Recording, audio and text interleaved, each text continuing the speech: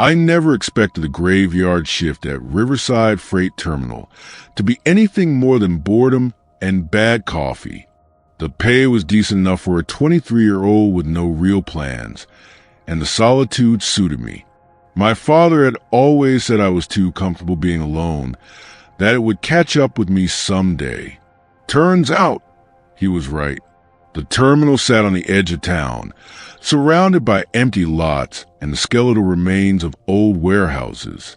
During the day, trucks rumbled through constantly, but after 11, the place became a ghost town. My job was simple: monitor the cameras, check the fence line every 2 hours, and make sure nobody broke into the cargo bays. The first few weeks passed without incident. I'd walk the perimeter with my flashlight, the beam cutting through fog that rolled in from the river, and I'd think about nothing in particular. The quiet felt safe, predictable. Then I found the jacket. It was draped over the fence near Bay 7, a dark blue windbreaker with torn sleeves. I figured someone had left it behind, maybe a driver or a contractor.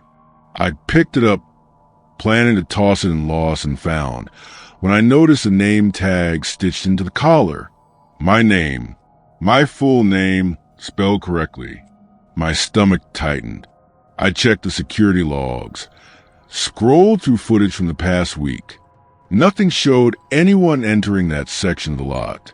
I told myself it was a coincidence, maybe someone with the same name, but the stitching looked old, worn, like it had been there for years. That night, I couldn't shake the feeling of being watched. Every shadow seemed deliberate, every sound too calculated. I made my rounds faster than usual, checking locks twice, my hand never far from the radio.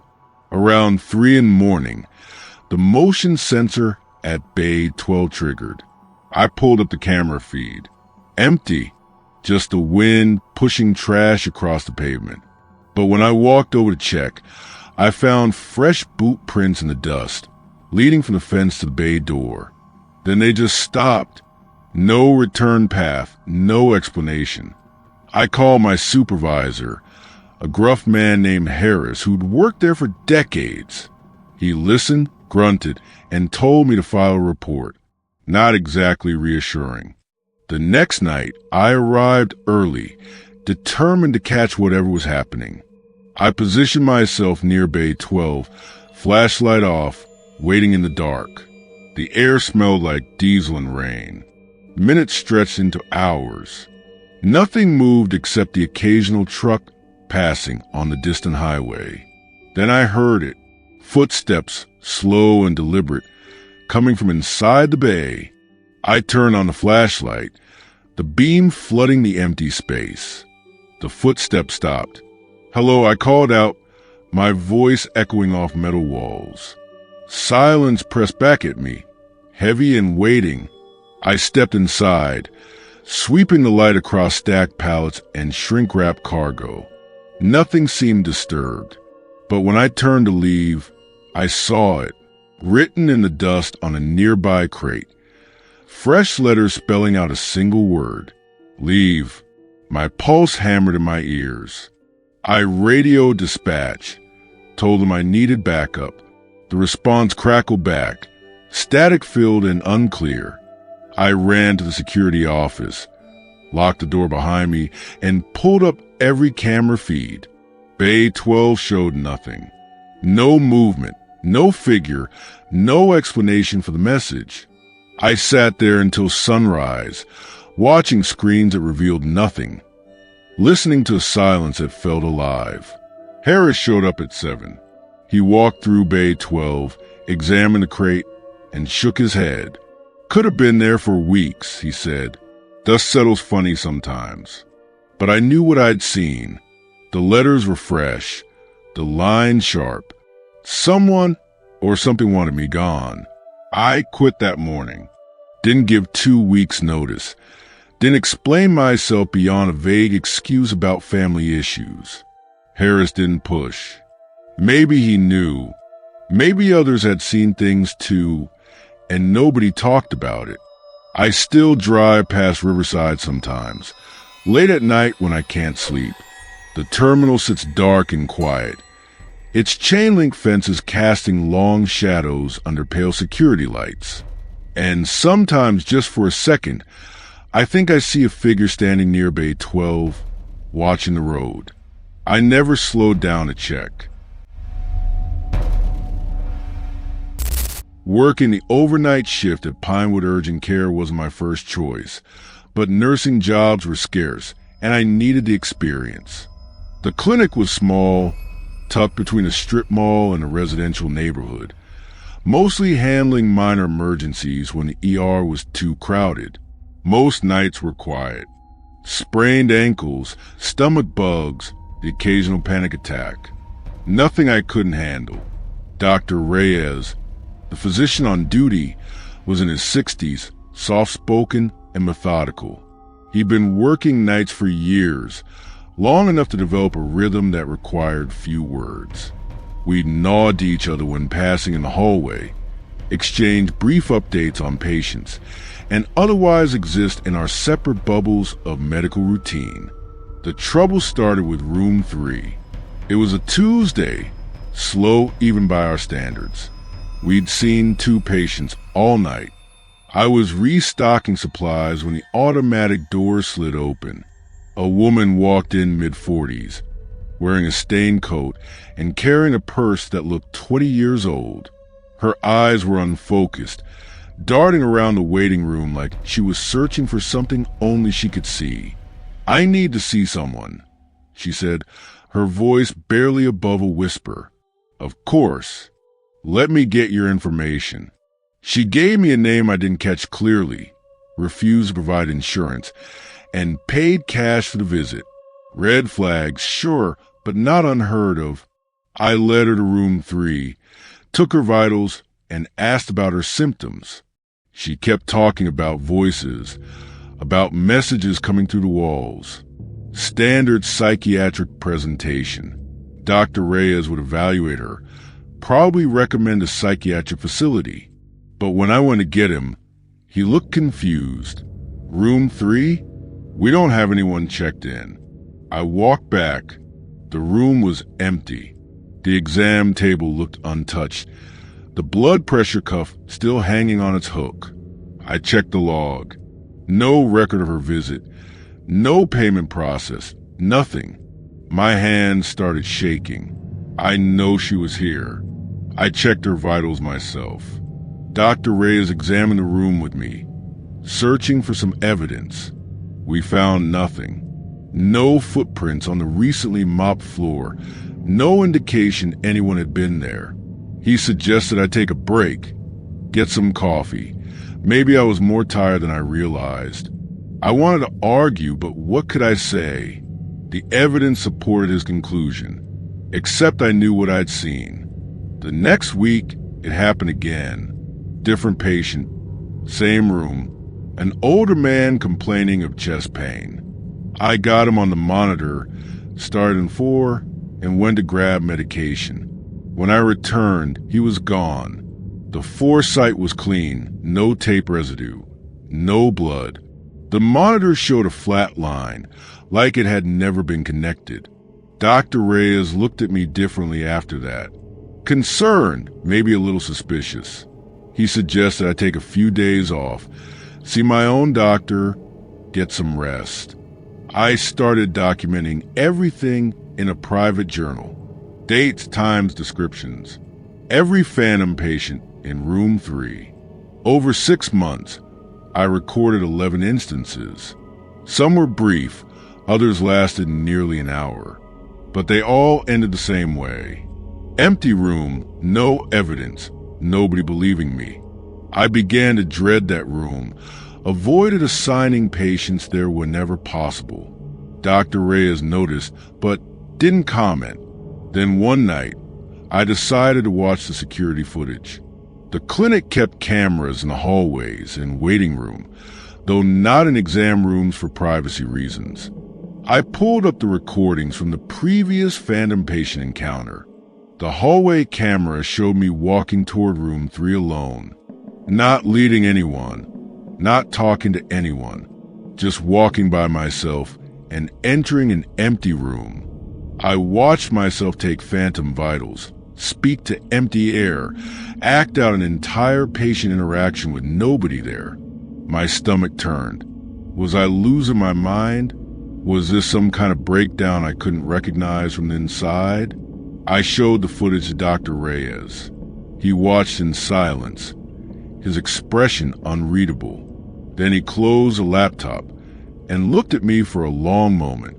I had a nurse years ago, he said quietly, who saw the same things. Same room, same pattern. I thought she was just burned out. She quit after 6 months. Then it started happening to the nurse after her. He paused. I've worked here 15 years. Room 3 has had problems since before I arrived. What kind of problems? He shrugged. Previous urgent care at this location closed down. Before that, it was a pharmacy. Before that, something else. The building's been here since the 70s. Who knows what accumulated in that space? I transferred to day's shift the following month. Someone else took over my nights. I heard through the grapevine that they quit after 3 weeks. No explanation given. Pinewood Urgent Care still operates, still takes patients, still has room 3. I drive past it sometimes, see the lights on the windows, and wonder who's working tonight. Wonder if they've met the patients yet. The ones who check in but never leave. The ones only certain people can see.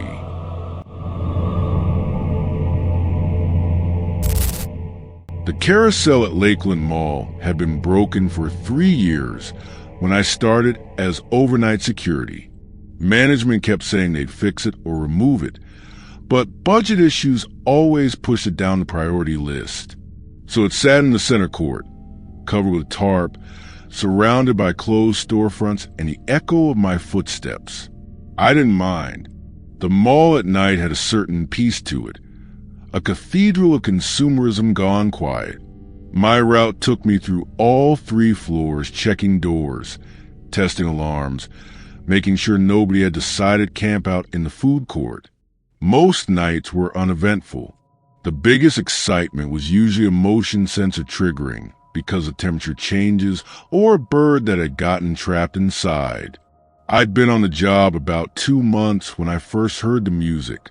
It was faint, tinny, like it was coming from far away. At first, I thought maybe a store had left a radio on, but as I walked toward the sound, I realized what it was. Carousel music. The old-fashioned kind, warped and slightly off-key. I stood at the railing overlooking center court. The tarp covering the carousel rippled slightly, though there was no breeze. The music continued, that same repeating melody I'd heard 1,000 times during the mall's operating hours. I radioed Mike, the other security guard who worked the opposite end of the building. You hearing that music? Static crackle back. Negative. Everything's quiet on my end. The music stopped as suddenly as it had started. I made a note in my log and continued my rounds, trying to convince myself it was just acoustic weirdness, sound traveling strangely through empty corridors. But it happened again, and again, always around 3 in the morning, always that same carousel melody. I started timing my rounds to be near center court at 3, watching the covered carousel, waiting. One night, the tarp moved more deliberately, not a flutter, but a deliberate pull, like someone was climbing underneath. I approached slowly, flashlight raised. Hello? Security. If someone's under there, you need to come out now. The music started again, louder this time. I grabbed the corner of the tarp and pulled it back. The carousel sat dormant, lights off, horses frozen in their galloping poses. But something was different. The animals were facing the wrong direction. I'd walked past this carousel hundreds of times during training, seeing it in old photos from when it was operational. The horses faced counterclockwise. Now they face clockwise. Every single one. My mouth went dry. I circled the carousel, checking for any sign someone had tampered with it. The animals were bolted in place. Decades of rust and settled dust proving they hadn't been moved recently. And yet, they faced the opposite direction. I pulled out my phone and searched for old images of them all. Every photo confirmed what I remembered. The horses had always faced counterclockwise. Until tonight. I reported it to my supervisor, sent photos. He seemed unconcerned, suggested maybe I'd misremembered, or perhaps they'd been installed facing both directions originally. But I knew what I'd seen. The following week, I brought a camera, set it up to Record Center Court overnight. The next morning, I reviewed the footage. At exactly 3 a.m., the carousel lights flickered on for just a moment. In that brief illumination, I saw children. For maybe 5 of them, riding the horses, laughing silently. Then darkness returned. The tarp settled back into place. The horses, when I checked after my shift, faced counterclockwise again. I researched the mall's history. Found an article from 1987 about a fire that had started in the center court area. For children had been trapped, succumbed to smoke inhalation before firefighters could reach them. The carousel had been destroyed in that fire. The current one was a replacement, installed in the early 90s. But maybe, I thought, looking at the covered attraction one last time, maybe some things don't understand they've been replaced. Maybe some joy is strong enough to echo through decades, regardless of what stands in its place. I requested a transfer to day shift. My supervisor approved it without question. Someone else works those nights now. I wonder if they hear the music, if they see the horses change direction, if they've pulled back the tarp and found children who don't know they're supposed to be gone. The call center where I worked occupied the entire 3rd floor of a converted warehouse downtown. 200 cubicles arranged in precise rows, fluorescent lights humming overhead, and the constant murmur of voices during day shifts.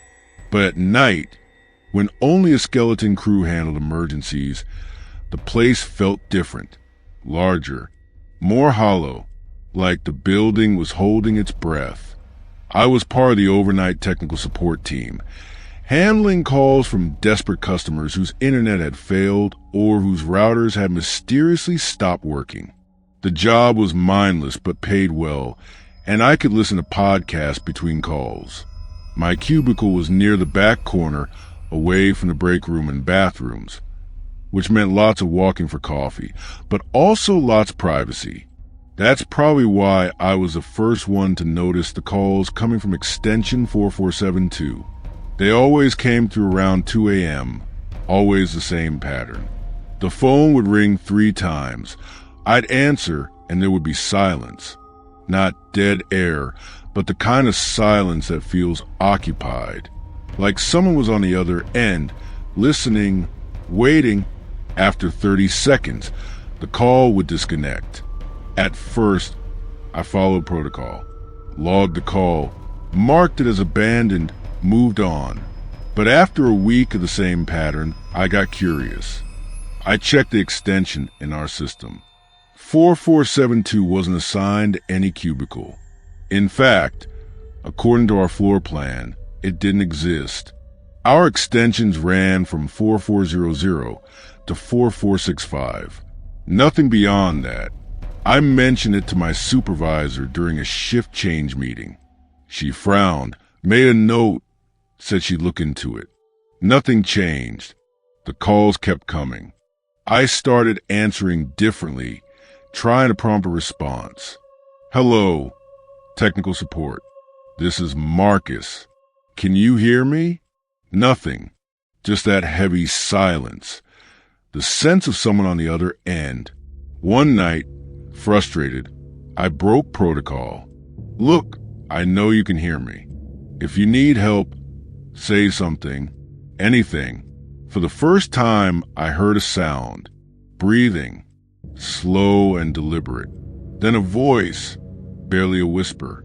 Help me find extension 4472. The line went dead. My hands were shaking when I logged the call. I walked the entire floor, checking every cubicle, counting extensions. 4465 was the last one.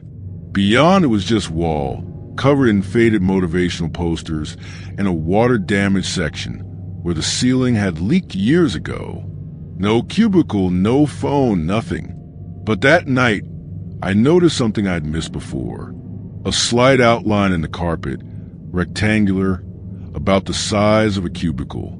And when I pressed against a wall, it gave slightly, like there was hollow space behind it. I brought a flashlight the next night, waited until the 2 a.m. call came through. When it did, I answered quickly. I'm at the wall near 4465. What am I looking for? The breathing returned, more labored this time. Then the voice, clearer now. Behind the poster. Third panel down. He sealed me in. The call ended.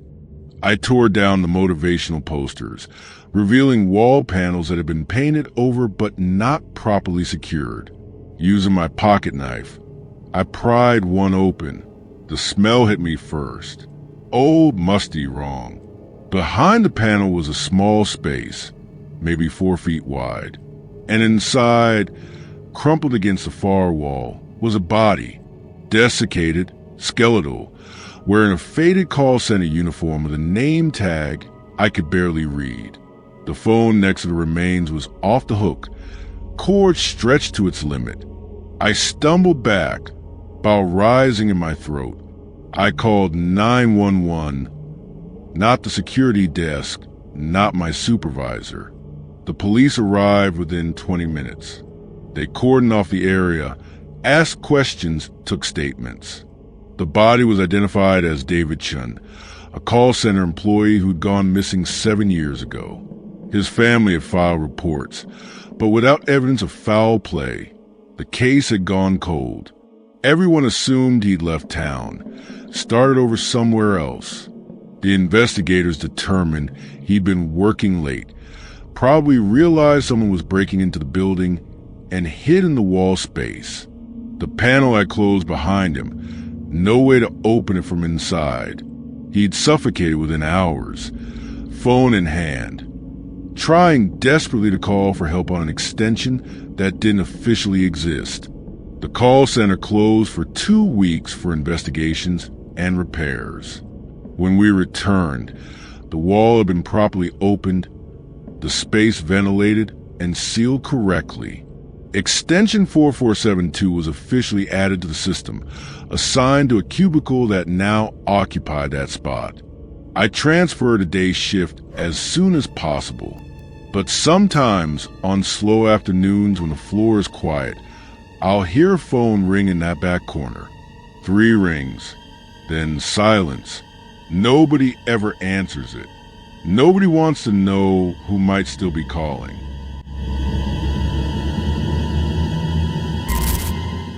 I took the job at Northfield Elementary because it was close to home and the hours fit my schedule. As a night custodian, I had the entire building to myself from 10 p.m. until 6 a.m. The pay wasn't spectacular, but there was something meditative about the work. Mopping floors, emptying trash bins, wiping down desks. Simple tasks with visible results. The school had that particular smell all schools have. Industrial cleaner mixed with chalk dust and the lingering scent of children. Crayon wax and hand sanitizer and cafeteria food. During the day, it was probably overwhelming. At night, it was just faintly present, like a memory. I developed a routine quickly, start in the administrative offices, work through the classrooms floor by floor, finish in the gymnasium and cafeteria. The building was old, built in the 50s, with high ceilings and large windows that reflected my movement as I passed. I'd been there about a month when I first saw the girl. She was standing in the hallway outside room 114, wearing a blue dress with white flowers. Her hair was dark, pulled back in a ponytail. She looked maybe 7 or 8 years old. I froze, mop in hand. "Hey, sweetie, are you okay? What are you doing here so late?" She didn't answer, just looked at me with an expression I couldn't quite read. Not scared, not curious, just looking. Then she turned and walked down the hallway toward the library. I followed, concerned about how a child had gotten into the building after hours. All the doors were locked, alarm set. Had she been hiding somewhere? Was she lost? The hallway was long, lined with student artwork and classroom doors. I watched her walk to the end, turn the corner, and disappear from view. When I reached that corner, the hallway was empty. The library doors were still locked, chain threaded through the handles like I'd left it earlier. I searched the area, checked bathrooms and classrooms. Nothing. No sign of her. I radioed the main office, asked if anyone else was in the building. The night security guard, an older man named Tom, responded immediately. "Just you and me tonight. Everything okay?" I hesitated. "Yeah, thought I saw something. Probably just tired." But I wasn't tired. And over the following weeks, I saw her again. Always in the same hallway. Always wearing that blue dress. Always silent. She'd appear suddenly, stand for a moment watching me, then walk away and vanish. I started asking questions. Talked to Tom, to the day custodian, to teachers who'd worked there for decades. Nobody admitted to seeing anything unusual. But one teacher, Mrs. Patterson, got quiet when I described the girl. Blue dress? White flowers. I nodded. She exhaled slowly. "That sounds like Rachel Winters. She was a student here in the early 60s. There was an accident. Gas leak in the building during after-school hours. She'd stayed late to help clean up classroom supplies. By the time they found her, it was too late. I felt cold despite the building's efficient heating system. Room 114? Mrs. Patterson nodded. That was her classroom. They renovated the wing after the accident, but the room number stayed the same. I don't know if I believe in ghosts, but I know what I've seen, and I've seen enough to know some places hold on to their tragedies. I still work at Northfield, still see Rachel occasionally, standing in that hallway, watching with those unreadable eyes. I've stopped trying to follow her. Instead, I just nod, acknowledge her presence, and continue my work. Sometimes I think she's checking on the school, making sure it's cared for. Other times I think she's just lost, caught in a loop she can't escape. Either way, she's part of my routine now, part of the building's midnight rhythm. And I've learned that some company, even the supernatural kind, is better than being completely alone. The parking garage beneath Central Plaza served 3 downtown office buildings and a hotel, 7 levels underground, each one darker than the last, lit by flickering fluorescent tubes that maintenance never quite got around to replacing. I worked as an attendant, sitting in a booth on the ground level, collecting fees and monitoring the security cameras. Most of my shift was spent reading or watching videos on my phone. Cars came and went, their headlights sweeping across concrete pillars, echoes bouncing off low ceilings. I'd been there 6 months when the problems on level 7 started. That's the bottom level, rarely used except during peak hours or special events. Most people avoided it because the elevator took forever and the walk-up was exhausting.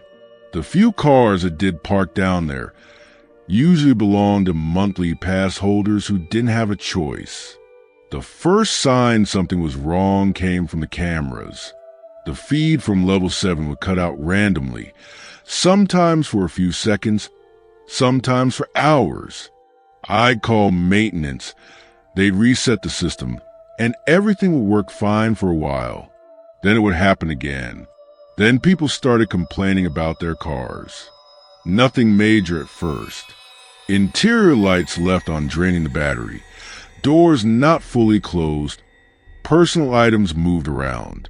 Standard parking garage issues, easily explained by driver error. But the complaints kept coming, and they got stranger. A woman claimed her rear view mirror had been adjusted to point at the back seat. A man said his radio was tuned to static at full volume when he returned. Another said they found wet footprints on their floor mats, even though it hadn't rained in weeks. I started paying closer attention to the level 7 feed when it was working. Most of the time, it showed exactly what you'd expect. Empty parking spaces, concrete pillars, the occasional person walking to or from their vehicle. But sometimes, late at night, I'd see movement in the corners of the frame. Quick shadows that didn't match any person or vehicle. I told myself it was glitches in the aging camera system. That's what I wanted to believe. The night everything changed, I was doing a physical walkthrough. Standard procedure once per shift, checking for damage or suspicious activity. I took the stairs down, my footsteps echoing in the stairwell, emergency lights casting everything in pale green. Level 7 was quiet when I emerged. A dozen cars scattered across the vast space, the ceiling lower here than on upper levels, pressing down. I started my circuit, checking vehicles, noting license plates. That's when I heard it. A car alarm, distant and muffled. I followed the sound to a sedan parked in the far corner. The alarm was going off, lights flashing, but nobody was around. I radioed security for the owner's contact information, waited while they looked it up. That's when I noticed the other cars. 3 of them, all with their headlights on, engines running. Nobody inside, just empty vehicles idling in the darkness. My skin prickled. I approached the nearest one, a blue Honda. The doors were locked, keys in the ignition. I could see the owner's parking pass hanging from a mirror. The engine was warm like it had been running for a while. I called up to my booth on the radio. "Hey, we got a situation on 7. Multiple vehicles left running, no owners present. Can you check if anyone reported anything?" The response came back negative. No reports, no calls for assistance. I continued checking. Each car was the same. Locked, running, empty, and then I saw it, written in the dust on one car's rear window. A single word, escape. My hand went to my radio. But before I could call it in, all the car alarms went off simultaneously. The sound was deafening, echoing off concrete, lights flashing in chaotic rhythm. I covered my ears, stumbling backward, and in the strobing light, I saw them. Figures, standing between the cars, motionless, watching. I ran, didn't think, didn't investigate, just ran for the stairwell. Behind me, the alarms continued screaming. I took the stairs 2 at a time, burst through the door at ground level, gasping. Tom, the security supervisor, was already there, hand on his radio. "What the hell is going on down there?" I tried to explain, but my words came out jumbled. By the time we got back downstairs with 2 additional security guards, everything was normal. The cars were gone. Not just turned off, but gone. No vehicles on level 7 at all. The camera feed showed nothing unusual. Tom looked at me with a mixture of concern and suspicion. I checked the logs. The cars I'd seen, the ones with engines running, They'd all exit the garage hours before I'd gone down there. Their owners had already left for the night. I was seeing vehicles that weren't there. Investigating later, I found that level 7 had been the site of a carbon monoxide incident in the 80s. A mechanical failure had trapped exhaust fumes on that level for hours. 3 people died in their vehicles before anyone realized what was happening. The garage was renovated, new ventilation installed, but the history remained. I put in for a transfer to a different location. Management approved it without question. Maybe I wasn't the first attendant to request a move away from Central Plaza. The garage is still operating. Level 7 still accepts vehicles. But if you park down there, don't be surprised if your battery dies, or your radio is set to static, or you find wet footprints where there shouldn't be any. And if you see headlights in your rear view mirror when you know the spaces behind you are empty, my advice is simple. Drive. Don't look back. Just get to ground level as fast as you can. Some places hold on to their dead. And sometimes the dead don't realize they're supposed to leave. The truck stop off Interstate 40 never closed, which is exactly why I took the job. 24-hour diners were my specialty. Places where time didn't matter and nobody asked questions about your past. I've been a line cook for 15 years, moving from one overnight shift to another, and the Crossroads truck stop seemed like any other gig. Coffee always brewing, grease always sizzling, truckers always hungry. The kitchen was small but efficient. Industrial stove, flat-top grill, walk-in freezer that hummed like it had something to say. My shift started at 10 p.m. and ran until 6 a.m. Usually, I had a waitress named Donna working the floor, but she called in sick my 3rd week, leaving me to handle both cooking and counter service. That's when I started noticing the pattern. Every night at exactly 3:30 a.m., the door would open, the bell above it would chime, and a man would walk in. He wore the same clothes every time. Faded jeans, a denim jacket with oil stains, work boots that had seen better decades. He'd sit at the counter, 3rd stool from the left, and order the same thing. Coffee, black. Eggs over easy. White toast, no butter. I'd cook his meal, serve it, and he'd eat in silence. Never made eye contact, never said more than necessary. After about 20 minutes, he'd leave exact change on the counter and walk out. The bell would chime again, and that was it. At first, I figured he was just a regular. Truck stops attract them. People with routine so ingrained they become automatic. But something about him bothered me. The way he moved, mechanical and precise. The way his coffee never steamed, even though I just poured it. The way his eggs sat untouched on the plate, even though I'd watched him eat. After 2 weeks of this, I decided to check the security footage. The truck stop had cameras covering the parking lot and entrance. I pulled up the recordings from the previous night, fast-forwarded to 3:30 a.m. The door remained closed. Nobody entered. Nobody sat at the counter.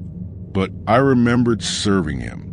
Remembered cooking those eggs, pouring that coffee, making change from the 20 he'd left. I told Donna about it when she came back. She went pale, set down the coffee pot she'd been holding. 3rd stool from the left, denim jacket. I nodded. She took a deep breath. That's Dale Hutchins. He died in the parking lot 15 years ago. Heart attack in his truck. They found him 3 days later. She paused. He used to come in every night at 3:30. Same order every time. My hands started shaking, but I served him. I watched him eat. Donna shook her head slowly. No, honey, you serve his memory. This place, it holds on to things. People, moments, routines. Dale loved his truck stop. Came here every night for 20 years. I guess he still does. I kept working there for another month. Dale kept appearing, kept ordering, kept leaving exact change. I learned to expect him, to have his order ready, to treat him like any other customer. Because, in a way, he was... The dead, I've learned, aren't so different from the living. They have their routines, their favorite places, their needs. They just exist on a different frequency, one most people can't see. I quit eventually, moved on to another overnight shift in another city.